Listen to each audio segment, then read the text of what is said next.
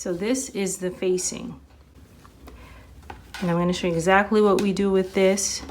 So all I did was I opened up the facing pieces and then I pinned them together. Side seam, matching side seam. Remember we said the clips? Match those side seams up. I haven't stitched it yet. Matched it at the points. I do my basting stitch with the appropriate seam allowance. And then when that's done, I come back and then I'm going to show you how to actually place the facing on the neckline and how you press it out, and we'll see what this dress looks like all put together. Okay, home stretch. Now we're just gonna do a brief walkthrough of how to do the facing. So this is what the facing looks like when it's sewn together. And it's a circle shape. So what we're gonna do is, remember, this is gonna be called the right side because that's where all the markings is. So we're gonna match those right sides, or those fabric facing sides, down. So the seams that are pressed should be facing out towards you, because this is going to get flipped over in the inside and you want those closed seams to be showing in the inside of the dress. So don't do it in this way where when you flip it over you're going to see the raw seams. You want to do it so that when you flip it over it shows those finished seams. So again, just once again reinforcing why those markings are important is, as you can see here, we created slash marks and markings on the neckline, and that's going to let us know where to match, to place, to match the facing. Also, you're going to want to make sure that you again go into those side seams and match up the side seams. So I'm going to go to the side seam first, like I did when I attached the top and the bottom portion of the dress. And I'm just gonna go and do the side seams first. The pinning is awkward from this angle, but it seems like it'll be all right. And again, we're doing the same thing that we did with all of these pieces. You pin them together. You make sure that those markings that you created, those slashes, that they match up before you baste them. You want to get in the practice of that. That way, when you go in and do your final project, you've already practiced sort of the time that it takes to go through that whole process. When you consider how much time and effort goes into making a garment, I think there is going to be an appreciation of clothing a little bit more when you see it now in the stores, especially when you're trying to assess something that is a better quality. You'll start to appreciate it when you realize all that goes into like a really well-made piece. This is not even including like the cost of more expensive fabrics. So this is your facing. It almost looks like a collar because it sort of is until it's not. So once you've done your basting, again, you go to the machine, you do your 5 stitch length. So that's the stitch length is called 5. I keep repeating it just because I know for me sometimes I'll turn off the machine, I'll reset, and then I'll start sewing and I'm like, why are these so tiny?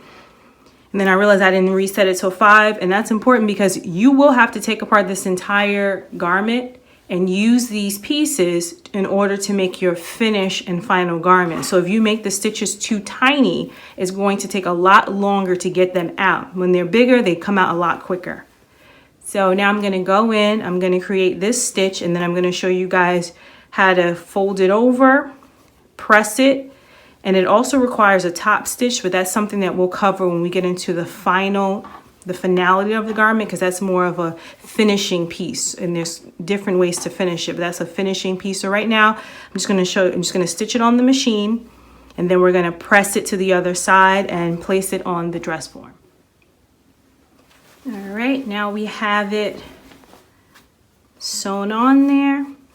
Now normally, like when this is done, you would go in and clip this. So you would clip along the edges. Anytime we have a curve, and this includes in the armhole area, anytime you're working on a curve, you always want to clip around, and that's going to open up the seam a little bit to create ease, and that way it doesn't have an awkward tightness or pulling. So anytime you're sewing around a curve, when that sewing is done, you always want to cut into the garment so you can create ease.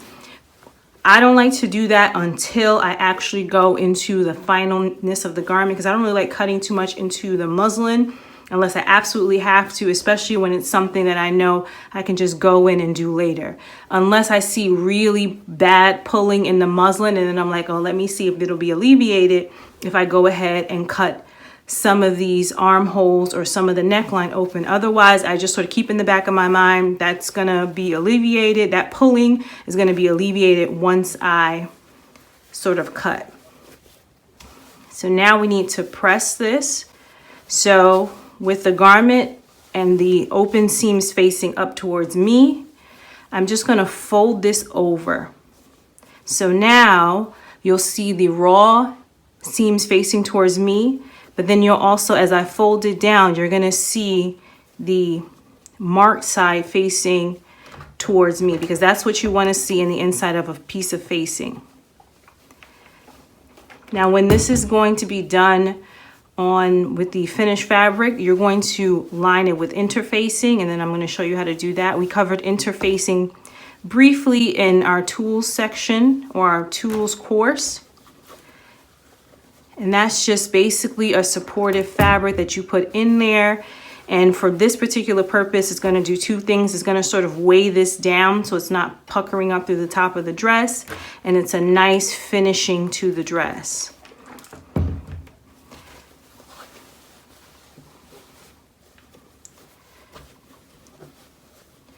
So I even marked it on the actual muslin itself. It's just reminding me that you're going to need to, before you place this on, before you even connect these pieces together, the interfacing needs to be put on the facing. And I know it gets a little confusing. The facing is this portion that's going to be cut in fabric. That's called the facing.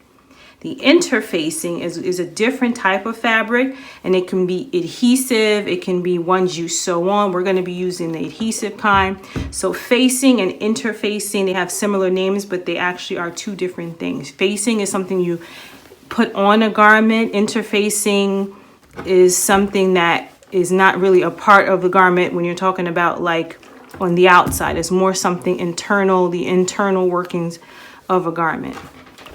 And then I'm just going to go in and go to the right side and just continue to press.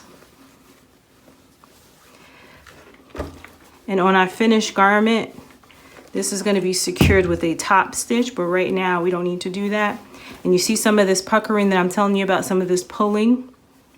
When you go in and you go in the inside and sort of cut away here, I can do one just to show you. So sort of cut into there, it's going to release it, and it's going to open it up so that it's not going to have as much pulling. It's going to flatten it out a little bit. I'll do it to one side. Like I said, I don't like cutting too much into it because I have to open up these pieces again in order to use them as a pattern for my finished piece. And that actually flattens it out. See, flattens it out a lot easier when you sort of slash into those pieces. And this is what it looks like on this side.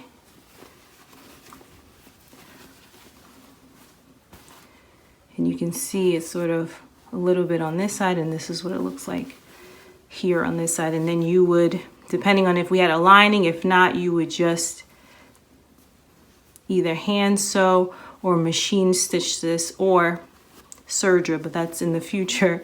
Serger this down so it had a clean edge.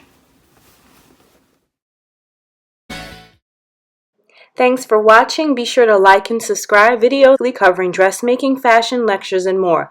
Enroll in Lady Cloth U on Teachable for dressmaking and fashion design courses. See you again soon.